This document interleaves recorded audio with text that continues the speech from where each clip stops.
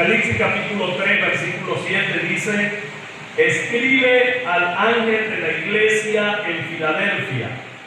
Esto dice el santo, el verdadero, el que tiene la llave de David, el que abre y ninguno cierra, y cierra y ninguno abre.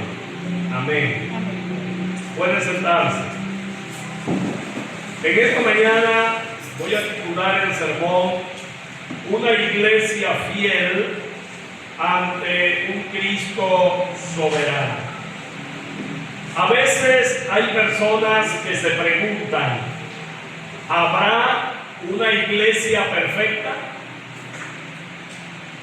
Bueno, en este caso sí la hay. Yo le respondería que si lo supiera, no se los diría, porque irían allí y la echarían a perder. El caso, hermanos, es que no hay iglesias perfectas. Las iglesias luchan porque todas están constituidas por personas imperfectas y pecadoras. La iglesia no es un lugar para personas que no tienen debilidades. La iglesia es una confraternidad de los que están conscientes de sus debilidades y desean que la fuerza y la gracia de Dios llene la vida de cada uno de ellos.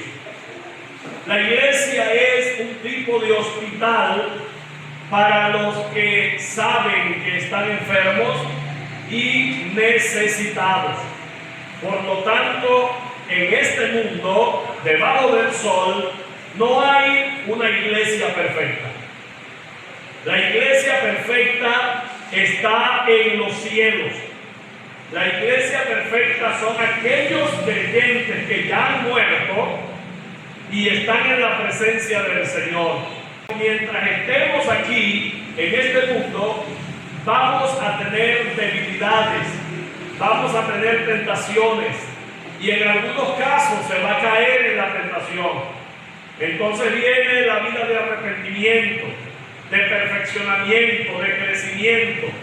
Pero mientras estemos aquí en este cuerpo humano, vamos a tener luchas, y tenemos tres grandes enemigos, que es el diablo, que no quiere nuestro crecimiento, la carne, que habita con nosotros y que nos ataca todo el tiempo, y el mundo, que nos atrae con su vanidad, con sus atractivos y con su vanagloria. Por lo tanto, siempre vamos a tener luchas, siempre vamos a tener tentaciones, y como ya dije algunas veces, se sucumben en esas tentaciones. Pero el Señor nos mantiene en pie. Es importante, hermanos, reconocer nuestros errores, nuestras faltas, arrepentirse y seguir adelante para la gloria de Dios. Como todas las iglesias, la iglesia de Filadelfia también tenía sus imperfecciones. Sin embargo, el Señor elogia a sus miembros por la fidelidad que ellos tenían y la lealtad que tenían hacia su nombre.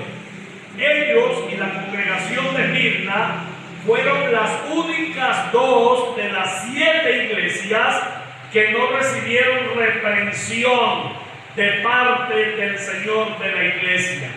Únicamente Esmirna y la iglesia de Filadelfia fueron iglesias que el Señor no les dio ningún tipo de reproche. A pesar de sus luchas carnales, los cristianos de Filadelfia fueron fieles y obedientes, sirviendo y adorando al Señor. Ellos se convierten en un buen modelo para una iglesia fiel al Señor aquí debajo del sol. Por lo tanto, para ayudar a comprender la carta a la iglesia de Filadelfia, Esta puede dividirse en 6 epígrafes, como lo he venido haciendo a lo largo de la predicación de Apocalipsis en cuanto a las 7 iglesias. El primero, el escritor; el segundo, la iglesia; el tercero, la ciudad; el cuarto, el elogio; el quinto, el mandato; y el sexto, el consejo. Como podemos ver, aquí son 6. En las iglesias anteriores usamos 7 epígrafes porque existía el reproche en las otras iglesias, pero aquí no tenemos ningún tipo de reproche. Por tanto, hoy voy a explicar el primero de los 6 epígrafes, que es el escritor, y nos vamos a estar enfocando en el versículo 7, pero en la parte C del versículo 7. Mantenga su Biblia abierta porque estaremos usando la Biblia que tenemos en nuestras manos. La parte C del versículo 7 dice: esto dice el santo, el verdadero, el que tiene la llave de David, el que abre y ninguno cierra, y cierra y ninguno abre. En esta sección del texto es donde estaré basando mi sermón en esta mañana. Como podemos ver, hermanos, el Señor Jesucristo es el autor divino de las 7 cartas en Apocalipsis. Y Él siempre se presenta con una descripción que refleja su propio carácter.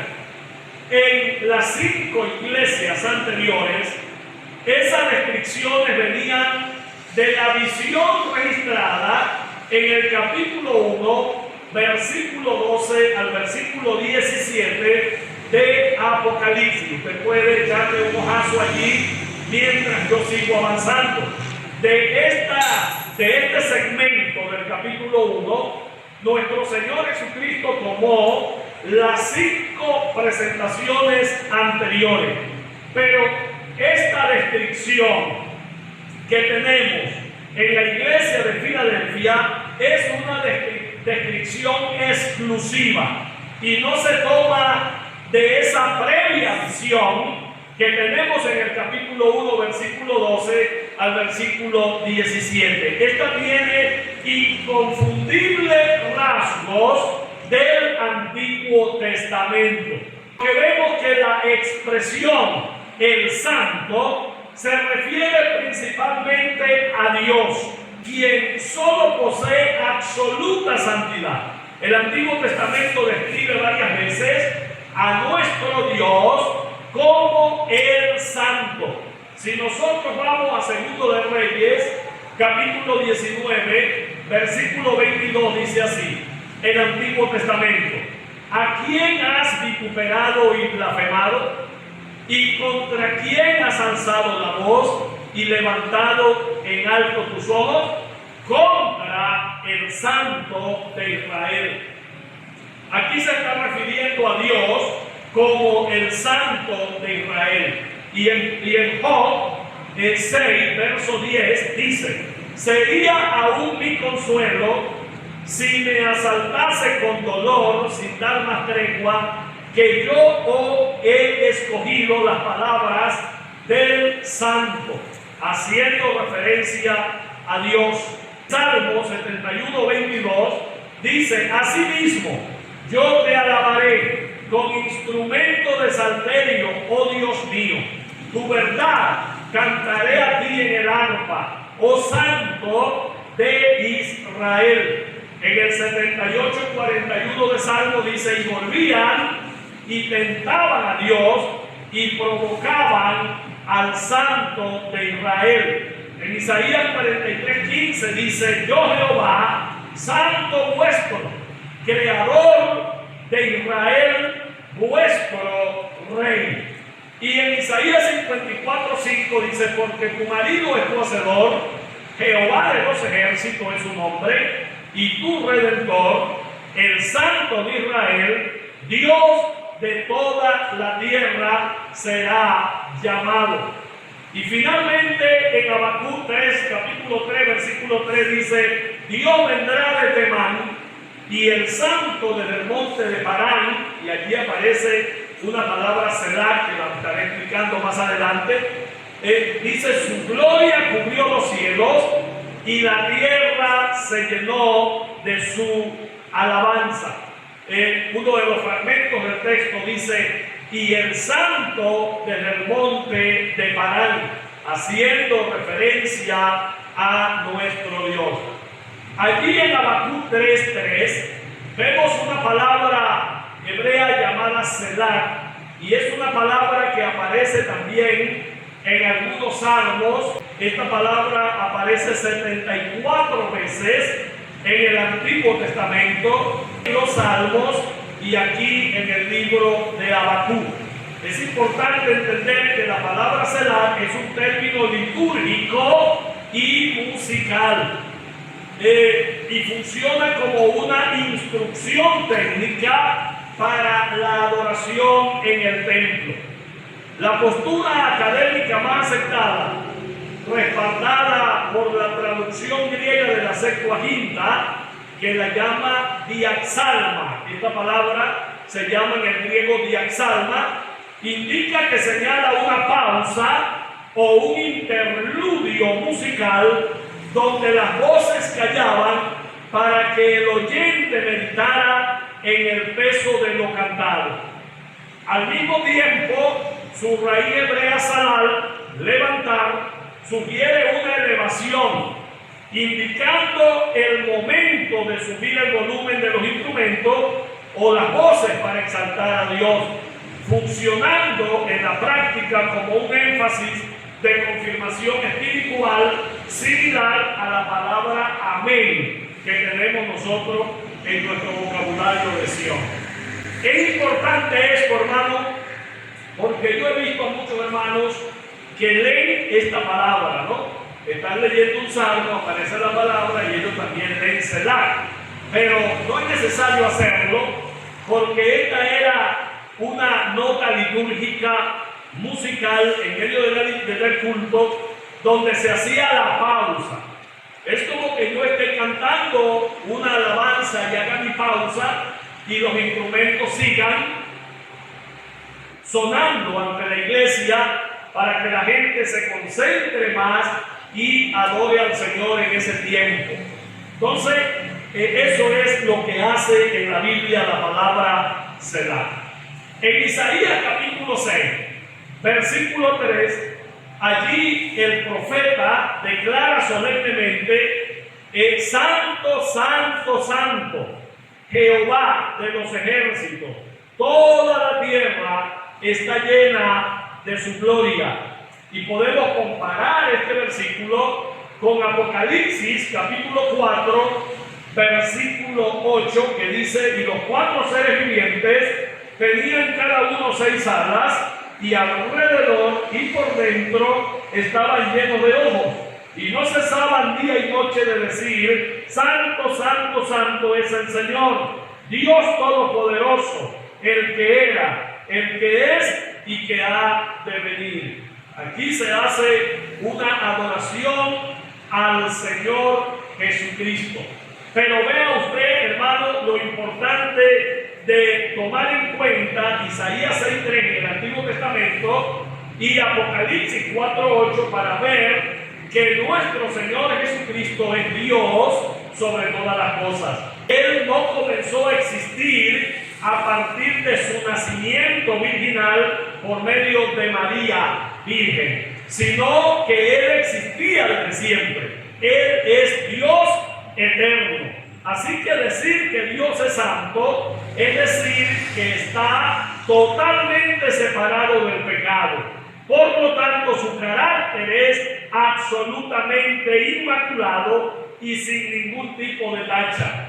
Ese título, el santo, se emplea claramente en el Nuevo Testamento como un título mesiánico para nuestro Señor Jesucristo.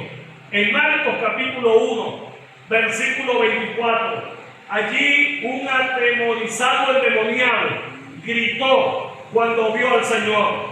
Le dijo: ¿qué tienes con nosotros, Jesús Nazareno? ¿Has venido para destruirnos? Sé quién eres, el Santo de Dios. Los demonios identificaron al Señor cuando llegó a Gadara. Ellos sabían quién era el Señor, así como ellos saben quiénes somos nosotros.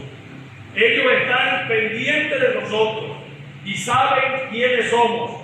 Acá hemos tenido varios encuentros con personas poseídas acá en Achaguas, y bueno, hasta nos vienen a buscar a punta de 1, a 2 de la mañana, 12 de la noche, cuando alguien pega un grito por allí, vayan a buscar al pastor. Y eso, aunque se vea así, ¿verdad?, que el pastor está dormido, no, eso es una bendición en el aspecto de que la población de la iglesia sabe que hay un hombre de Dios acá y vienen en busca de ese hombre de Dios. En estos días, antenoche, hace como 3 noches o 4 noches, sucedió. Ahora los demonios se dieron cuenta quién era Jesús y dijeron: tú eres el Santo de Dios.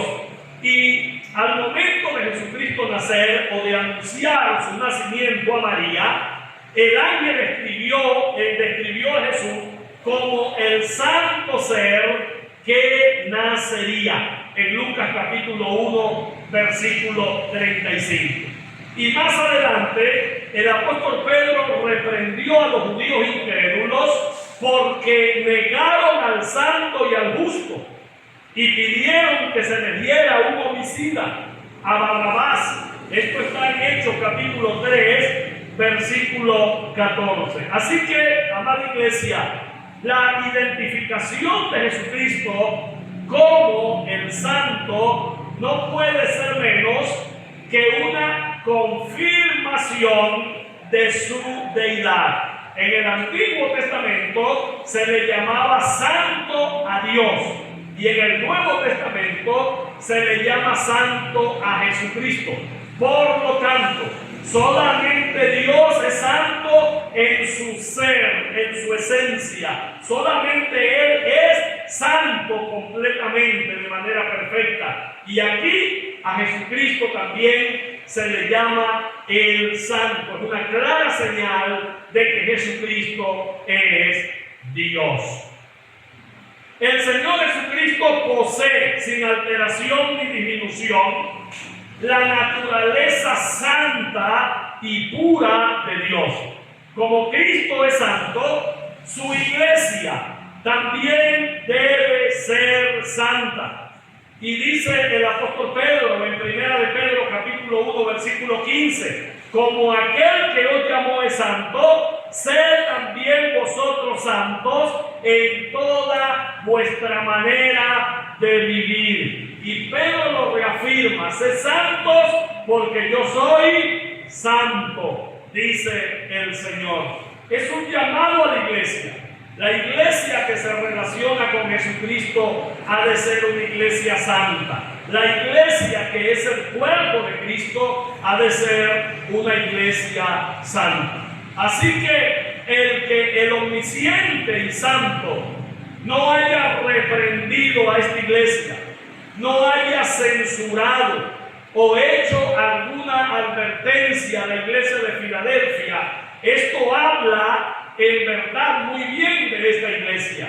Qué bueno es que el Señor vea nuestra iglesia y no tenga una reprensión para nosotros, sino que tenga alabanzas o reconocimiento a nuestra dedicación, a nuestra entrega, a nuestra devoción. Eso es una gran bendición. Entonces la iglesia de Filadelfia es un claro ejemplo para lo que podríamos llamar debajo del sol una iglesia perfecta. No solo nuestro Señor Jesucristo es el santo, sino que en el texto que estamos estudiando también se describe a sí mismo como el verdadero. Se emplea la verdad en combinación con la santidad para describir a Dios.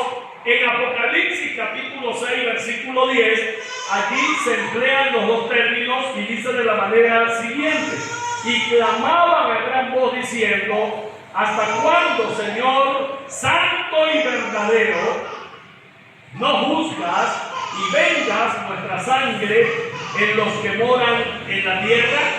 Aquí vemos las dos expresiones juntas para referirse al Señor.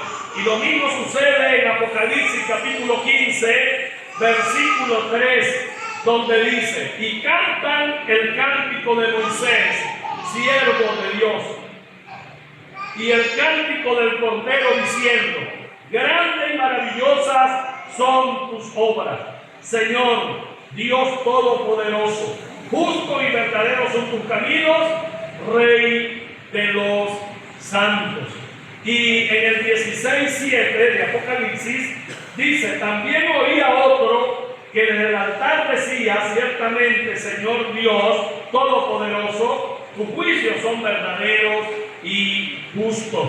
Y así podríamos continuar por el Nuevo Testamento, donde la santidad y la verdad de Dios se trazan de manera unánime. La palabra griega para verdadero es la palabra aletheos, y esta palabra denota aquí en el texto lo que es genuino, lo que es auténtico y lo que es real. Así que cuando el Señor le dice a la iglesia de Filadelfia, el santo y verdadero, le está diciendo el Dios genuino, el Dios auténtico y el Dios real. Y por supuesto, esto también se transfiere a la iglesia.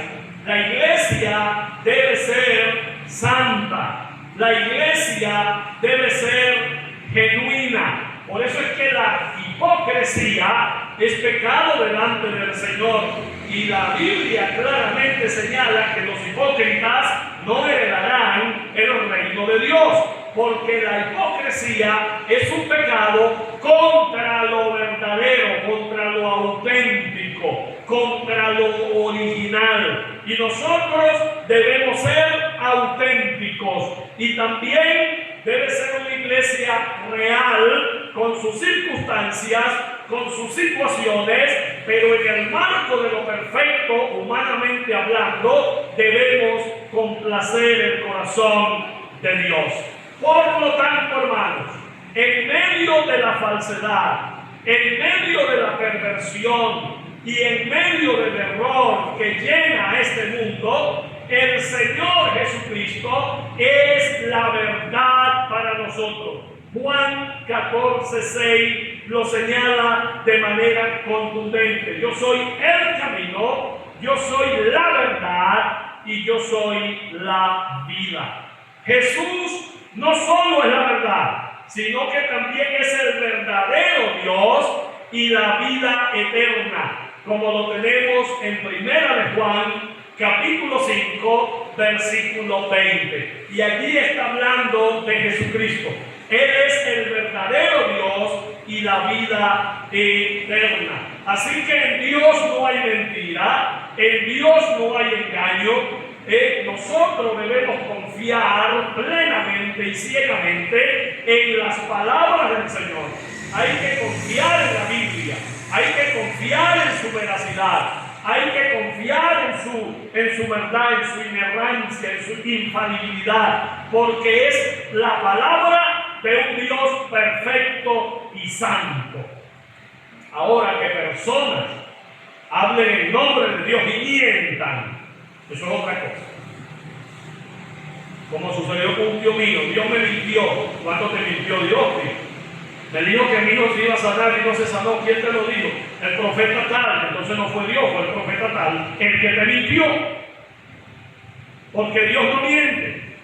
Pero hoy hay gente marcando gente, hablando el nombre de Dios, mintiéndole a la iglesia, mintiéndole a los hijos de Dios, ofreciéndole a gente lo que Dios no ofrece y diciéndole a la gente lo que Dios no dice. Esos son falsos profetas y hay que tener mucho cuidado con ellos. Lo único como dice Pedro, a la que debemos estar atentos como una antorcha que alumbra en el lugar oscuro hasta que Cristo venga, es la palabra de Dios. Estúdiela, léala, vívala y créala, y usted va a ver que Dios jamás le va a fallar, porque Él es un Dios verdadero. Y esto significa mucho para nosotros como iglesia, como significó mucho para la iglesia de Filadelfia. Ese Dios verdadero que se le presenta a la iglesia de Filadelfia, se nos presenta hoy a nosotros también. Confiemos plenamente en ese Dios verdadero. En tercer lugar, aquí en el texto Cristo se describe como el que tiene la llave de David, como se evidencia en Apocalipsis capítulo 5, versículo 5, y Apocalipsis capítulo 22, versículo 16. En el 5 dice así: y uno de los ancianos me dijo, no llores, he aquí que el león de la tribu de Judá, la raíz de David, ha vencido para abrir el libro y desatar sus 7 sellos. Y en el capítulo 22, Apocalipsis, versículo 16, dice lo siguiente: yo, Jesús, he enviado mi ángel para daros testimonio de estas cosas en las iglesias. Yo soy la raíz y el linaje de David, la estrella resplandeciente de la mañana. Aquí en el texto, David simboliza el oficio mesiánico. Jesús es la descendencia de David según la carne. Y era importante probar esto para los judíos, porque los judíos sabían que el Mesías venía de la raíz de David. Y por eso el Señor se presenta de esta manera. En Mateo capítulo 1, versículo 1 dice: el libro de la genealogía de Jesucristo, hijo de David, hijo de Abraham. Y los siguientes textos del capítulo 1 de Mateo demuestran la genealogía de Jesucristo desde David. Entonces es importante esto. Y en Mateo 21:9 dice: y la gente que iba delante y la que iba detrás aclamaba diciendo: Hosana al hijo de David, bendito el que viene en el nombre del Señor, Hosana en las alturas. Esto es muy significativo, porque los que cantaban de esta manera y coreaban al Mesías eran los judíos. Hubo un reconocimiento, aunque no total o general, pero muchos de ellos entendieron que Jesucristo era el Mesías. Y Romanos capítulo 1, versículo 3, dice el apóstol Pablo acerca de su Hijo, nuestro Señor Jesucristo, que era del linaje de David, según la carne. Ellos estaban seguros de esto, y lo repite el apóstol Pablo a Timoteo en 2 de Timoteo capítulo 2, versículo 8, donde dice: acuérdate de Jesucristo, del linaje de David, resucitado de los muertos, conforme a mi evangelio.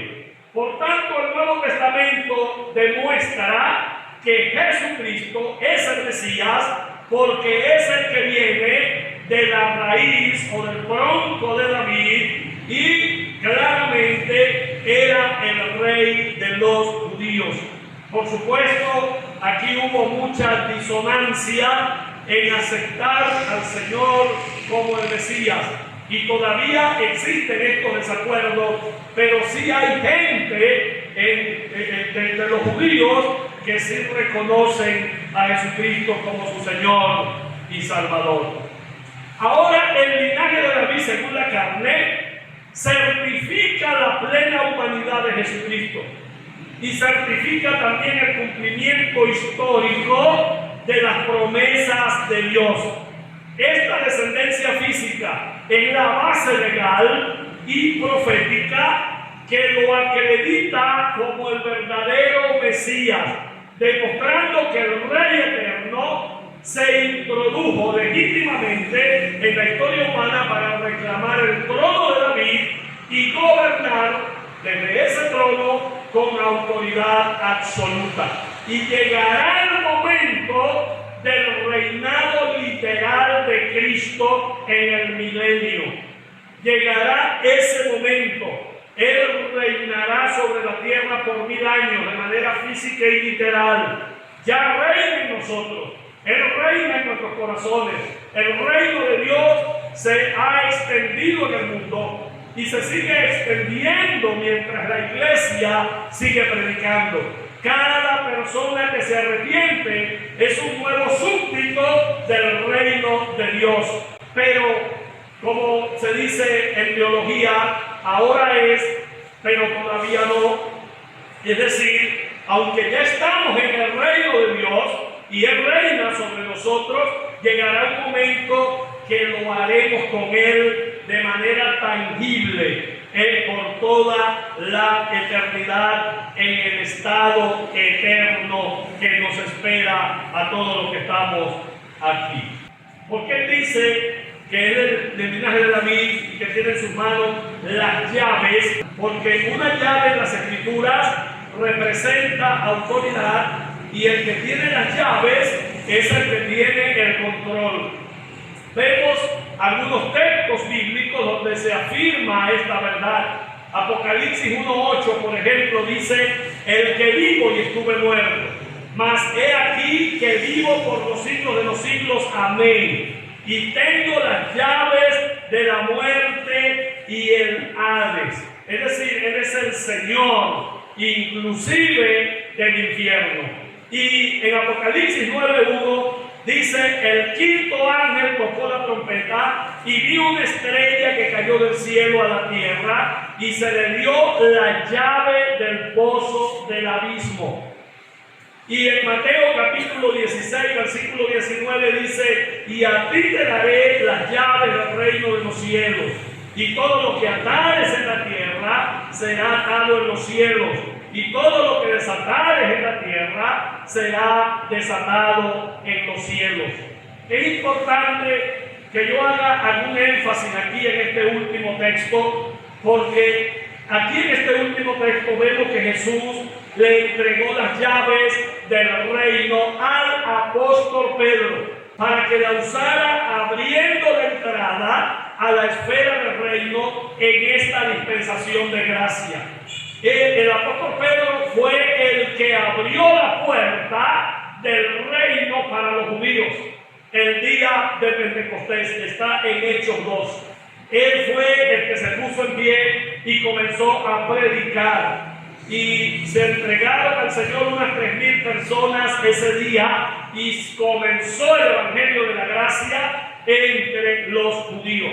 Pero el mismo apóstol Pedro fue el que abrió la puerta para los gentiles. Y está en Hechos 10, cuando fue a la casa de Cornelio.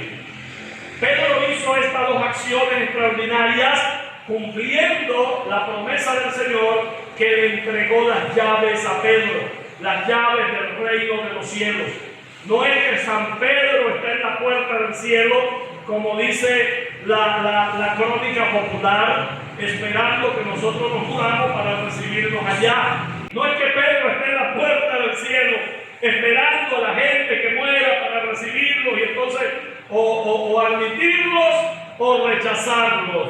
Eso es una fábula. Lo que dice aquí es que Pedro fue el primer predicador a los judíos y fue el primer predicador a los gentiles.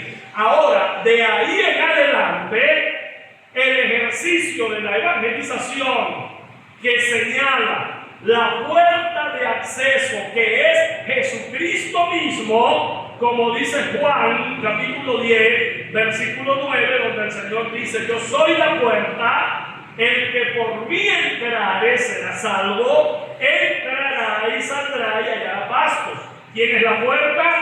Cristo es la puerta. Ahora, hermano, esas llaves que el Señor Jesucristo le dio a Pedro para que iniciara la apertura del reino de Dios a los judíos y también a los gentiles, Hechos 2 y Hechos 10, ahora esas llaves ya no son de Pedro, esas llaves son de la iglesia. El Señor se las transfirió a la iglesia después que el apóstol Pedro cumplió su papel como apóstol. Ahora en Mateo capítulo 28, versículo 18 al 20, el Señor no se dirige a Pedro, sino que se dirige a la iglesia, ¿verdad? Y nos da la comisión a todos los creyentes de todos los tiempos. Ahora tú tienes esas llaves en tus manos para predicar el evangelio. Aquí es trasladado por la autoridad del mismo Señor resucitado a los creyentes en la misión evangelizadora a todas las naciones. Ahora tú y yo debemos predicar, debemos evangelizar, debemos llevar esta verdad hasta lo último de la tierra y predicar el evangelio. Ahora la frase llave de David también aparece en Isaías capítulo 22, versículo 22, donde se refiere a Eliaquim, el mayordomo o primer ministro del rey de Israel. Debido a su oficio, él controlaba el acceso al monarca. Este sí estaba en la puerta, este sí estaba allí para rechazar o admitir a los que querían una audiencia con el rey. Ahora, como el Señor Jesucristo tiene la llave de David, Él tiene la autoridad soberana para determinar quién entra en su reino mesiánico. Por eso es que vamos a ver en Mateo 7 al mismo Jesucristo rechazando a personas. En Mateo 7:21, cuando le dirán: Señor, en tu nombre hicimos esto, hicimos aquello, y el Señor no los va a admitir, les va a decir: no los conozco, apártense de mí. ¿Por qué lo hace? Porque Él tiene la autoridad. Él puede hacerlo, más nadie lo puede hacer. Él es el único que tiene las llaves en sus manos para la salvación o para la perdición. En sus manos están las llaves del infierno y en sus manos están las llaves del reino de los cielos. Por lo tanto, Él admite o rechaza sencillamente. Y en Juan capítulo 10, versículo 7 y versículo 9, volvemos a Juan 10, dice: volvió pues Jesús a decirles, este es el 7, de cierto os digo, yo soy la puerta de las ovejas. Y luego en el 9 dice nuevamente: yo soy la puerta, el que por mí entrare será salvo, y entrará y saldrá y hallará pastos. Y en el 14:6 lo cito nuevamente, Jesús le dijo: yo soy el camino y la verdad y la vida. Y aquí viene el dueño de las llaves. Nadie viene al Padre si no es por mí. Él tiene las llaves, no las tiene el Padre, las tiene Jesús. Nadie entra al Padre si no entra primero por la puerta, que es Jesucristo. Él claramente dijo: yo soy la puerta. Y en Hechos capítulo 4, versículo 12 dice: y en ningún otro hay salvación, porque no hay otro nombre bajo el cielo dado a los hombres en que podamos ser salvos. No hay otro nombre. Y Apocalipsis 1:18 nuevamente revela que Jesús tiene las llaves de la muerte y el infierno. Y aquí se describe como el que tiene las llaves de la salvación y de las bendiciones eternas. Hermanos, es al Señor a quien debemos servir. Y por último, Jesucristo se identifica como el que abre y ninguno cierra, y cierra y ninguno abre. Esta descripción subraya la importancia de Cristo. No hay otro con más poder que pueda trastornar lo que Cristo hace. Esto también nos da confianza a nosotros. Y Él está transmitiendo confianza a la iglesia de Filadelfia. Yo soy el que cierro, y si yo cierro nadie va a abrir. Yo soy el que abro, y si yo abro nadie va a cerrar. Entonces, hermanos, es a Cristo a quien debemos obedecer y agradar. Y lo declara claramente el Señor en Isaías 43:13 cuando dice: lo que hago yo, ¿quién lo estorbará? Lo que yo hago, ¿quién lo estorbará? Isaías 43:13. Y en Isaías 46:9-11 dice: acordaos de las cosas pasadas, de los tiempos antiguos, porque yo soy Dios y no hay otro Dios, y nada hay semejante a mí. El 10 dice: que anuncio lo porvenir desde el principio y desde la antigüedad, lo que aún no era hecho, pero digo, mi consejo permanecerá y haré todo lo que quiero. Nadie puede estorbarle. El versículo 11 dice que llamó desde el oriente al ave y de tierra lejana al varón de mi consejo. Yo hablé y lo haré venir. Lo he pensado y también lo haré.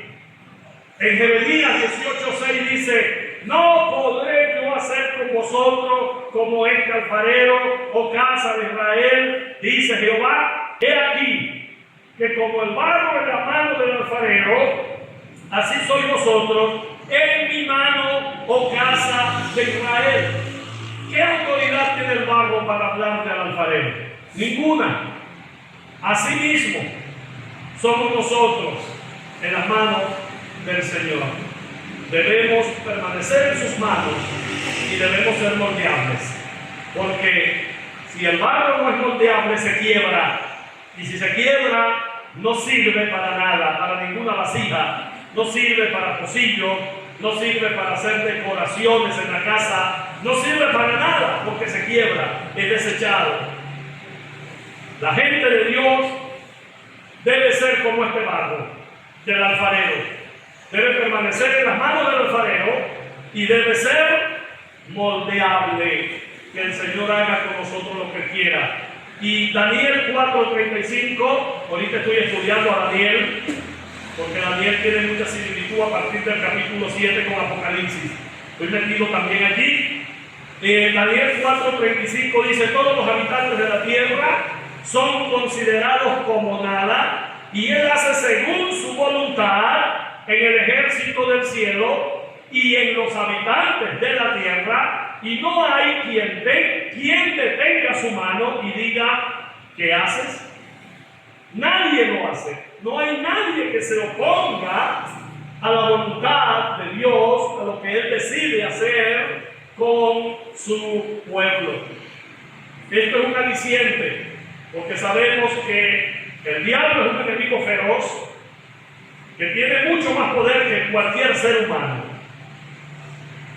Más que nosotros no, porque nosotros tenemos al Espíritu Santo y somos el cuerpo de Cristo. Pero todo ser humano que no tenga a Cristo en su corazón es mucho más débil que el diablo y no tiene un poder restrictivo. Nosotros sí tenemos un poder restrictivo porque el Espíritu Santo nos habita, y eso es lo que nos hace ser especiales para Dios.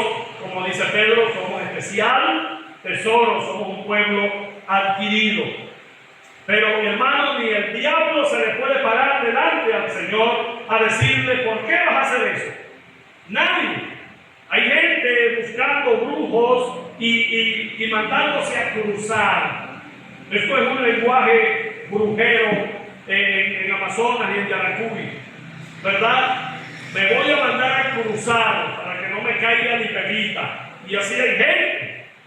Pero el mejor cruce que puede tener una persona es el Espíritu Santo habitándolo. Cuando el Espíritu Santo nos habita, esa es la mejor contra todo lo malo, contra todos los ataques del enemigo, porque un verdadero creyente no se le mete el diablo, no se endemonia. Es imposible que un demonio entre a la casa del Señor. Es imposible. Ahora en las campañas, ¿quiénes son los primeros que se endemonian? Los evangélicos. Pero no son evangélicos. Todo el que se endemonie no tiene al Espíritu Santo. Estábamos en un pueblo de Apure y los mundanos, ¿sabe qué decían los mundanos? Vamos esta noche a la campaña a ver cuántos hermanos se van a endemoniar. ¿Qué le parece eso, hermano? Los mundanos iban a ver el espectáculo de los hermanos endemoniándose. Incluso evangélicos que acuden a los brujos para pegar maridos, para pegar mujeres, porque el vecino lo envidia, porque hay gente que no le puede doler la cabeza, porque es un daño que le están echando de al lado. Y gente que va a la iglesia. Señor, reprenda al diablo. Amén. ¿Qué malicia es esta? Nosotros tenemos a Cristo. No podemos andar detrás del diablo para que nos cuide, porque el diablo no cuida a nadie. Cristo nos protege. El que habita el abrigo del Altísimo morará bajo la sombra del Omnipotente, y allí no hay pataleo. Esa es la verdad de la Escritura. Nosotros no tenemos que estar pensando en cosas diabólicas. Cristo nos protege. Porque el Señor, cuando abre las bendiciones, no hay quien las cierre. Pero cuando Él cierra, no hay quien abra. Así que nadie puede cerrar las puertas del reino, ni de las bendiciones, si Él las mantiene abiertas. Y nadie puede lograr que se abran si Él las mantiene cerradas. A la luz de la promesa, en el versículo 8, también Cristo pudiera referirse a abrir y cerrar puertas para el servicio. ¿Qué pedía el apóstol Pablo a la iglesia? Oren por mí y oren para que se abran puertas para predicar el Evangelio. Ahorita estamos ayunando, yo lo estoy haciendo hoy. Estamos orando para que el Señor nos abra puertas para predicar el Evangelio. Alguien podría decir, pastor, pero podemos predicar cualquier día, cualquier hora podemos salir. Estamos orando para que el Señor abra las puertas del corazón de la gente, de los que van a oír el Evangelio y se arrepientan. Reciban a Cristo. Porque cuando el Señor le abre las puertas a alguien para que se salve, es allí donde Juan Calvino decía, la gracia irresistible. Nadie puede soportar ese llamado y tiene que arrepentirse. Entonces nosotros debemos orar por eso.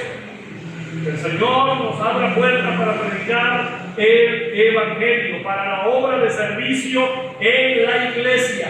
En cualquier caso, amada iglesia, el énfasis está en que su soberanía tiene el control sobre la iglesia. Él es el Señor de la iglesia y es el que gobierna su iglesia. Amén.